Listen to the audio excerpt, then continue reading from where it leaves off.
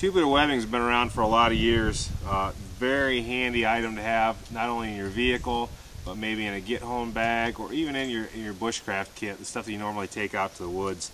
It can be used in an awful lot of ways. Improvising. It can be used in rescue scenarios. It can be used in getting your vehicle out of a bad situation. It can be used for all different types of stuff. Heavy-duty ridge lines. Heavy-duty lashings if you need, if you're going to build a big structure. And actually, I'm going to be building a big structure here this weekend. I'm probably going to do a video on it also. I'm going to build a large winter shelter for some crews that we're probably going to be having going through out of 88 Tactical. But the tubular webbing, nylon tubular 1-inch webbing, is just a great asset to have around. The reason it's called tubular, and I know it looks flat, but when they first make it, it's made on a ream on a machine. It makes it tubular, and then it's pressed flat.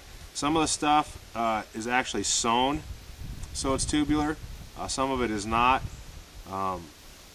This is mil spec. I got it off of a reel. I got it for like $50 shipped or something like that for 125 yards. So that's a lot of webbing. I'm going to use it for all kinds of stuff. I'm going to show you several different things today with it. I'll probably do a real quick Swiss seat. I'm not going to show you how to do it. I'll just show you how this is, how it works for it. I'm going to do some improvised pack stuff, Alaskan pack strap, a couple of framed packs that are really easy to make this stuff work with. I'm going to use it for to show you a real quick rescue and a drag. So a lot of stuff that I'm going to show you with this in a real fast method if I can. One thing I like to do is keep about a 25-foot piece of it. It's about perfect. You can keep a beaner with it if you want. You don't have to. I mark the middle of it. That helps out for a lot of stuff with spacing, especially when you're doing improvised packs and things. I also burn the ends so it's ready to go. About 4,000 pounds of braking strength. You double it up, it's 8,000 pounds. Do it one more time, you're up to 16,000 pounds. That's a lot of weight this thing will hold. And 25 foot, like I said, is a real good distance, or a real good measurement that you can do for this. So to start off with, we'll talk about some improvised packs real quick and how to use this to rig those up. A few of you may remember this improvised pack frame.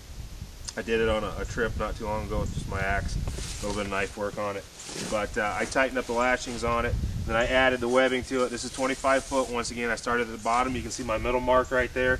Went around the sides, crisscrossed, around the next brace, crisscrossed. Came across here, tied half hitches, then came through here and tied 2 more half hitches. Added some webbing, or some padding from that one project I had left over, my pad. And then this comes around and ties off and makes a waist belt, and I'll show you how that looks here real quick. So this is how this thing is going to go on. I'm going to show you seated just because it's easier that way, but you don't have to be seated obviously. I just take the straps, bring them across. I'm going to come down underneath. Now I've seen people do this with rope before, and I got to tell you, if you've ever had rope bite into your shoulders for any length of time, very, very uncomfortable. Even with low weights. You can actually do nerve damage to yourself. And I'm going to tighten it up. I'm going to come through the loop that I made on this. Tie it off with a slip knot. You can adjust a little bit, and you're good to go. Alright? Very easy to do. It carries very well. I'm going to be using this on a trip here, hopefully in the next few weeks. I'm going to be going out and doing an axe-only trip with my only cutting tool. I'll be carrying just a real small kit with me and do a couple days. Have fun with it. So anyway, that's what this. I'll do a Roycroft pack next. Alright, straps for my Roycroft. I found my middle again. Went down to my ends. Tied them in a water knot. Alright, I can go over a water knot. You can look it up on the internet. Animated Knots has it. All kinds of places have a water knot. You don't have to use a water knot. You can just tie an overhand knot, whatever it is that you want to do with it. All right, from there, I'm going to double it over again. I'm going to come up through with my bite, make a lark's head.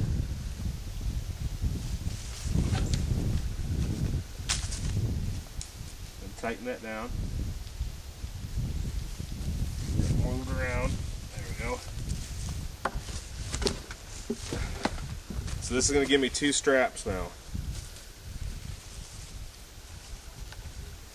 One there, one there. They go over your shoulders. And then back through, just like we did before with these, with the other pack, right? So there's our shoulder straps. Then you can tie it around your waist, however you want. Now you may be able to make straps that are pretty wide now. You can widen them out a little bit when they're on your shoulders. Won't be biting into you. Like I said, rope is not that much fun, and you didn't have to cut your webbing at all. And so you still have a 25-foot piece. So that works pretty well. Now suffice it to say, I did not go over how to tie a Swiss seat. This is, you know, old school. 25 foot is more than enough. There's different ways to tie it. I have one in my bunker pants that is just a straight loop and everything comes up and bunches up in the front. I can put a steel carabiner through that. This one's a little bit different. If I have 25 foot, I'll tie it a little different.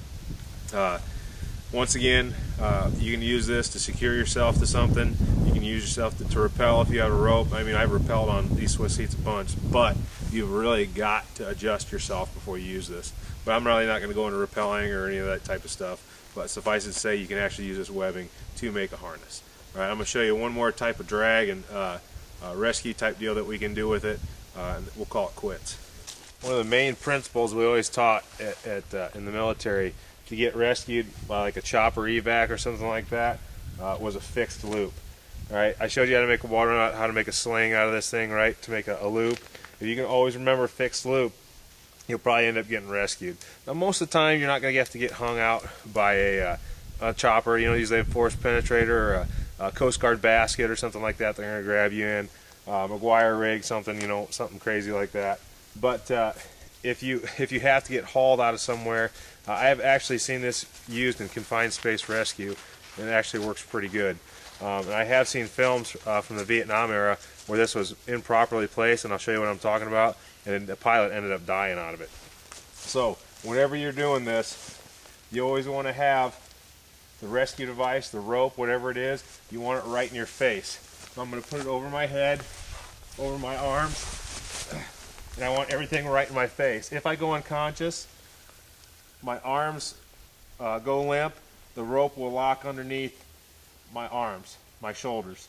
Now if I go the opposite way, if I go like this, all right, and I pass out, see what happens? Your arms slump and it will not lock underneath your arms and it'll slide right up over your face, boom, and you're out and you're through the loop and down to the ground, wherever it is. So if you can always do that, you're good to go. You can also make a drag out of it. Go underneath, arms. We're going to do this real quick.